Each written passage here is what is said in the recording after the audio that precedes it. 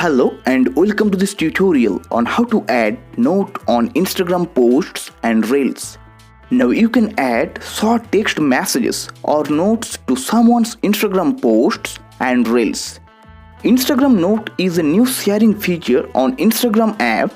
It allows you to share written text of up to 60 characters with some of your closest friends or your followers who you follow back.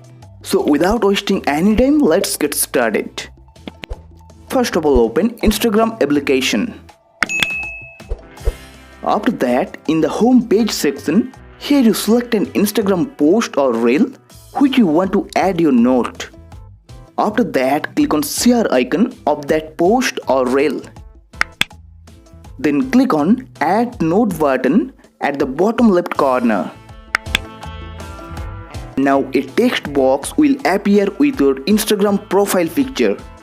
Here you type your message which you want to show your close friends or followers who you follow back. After that, below the text box, here you click on share with.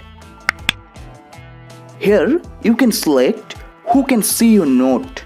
Here you can choose either followers you follow back or close friends. Here I will share this note to my friends, so I will select close friends option. After that, click on add people to open your friend list. Then here you can select your close friends to whom you want to show your note.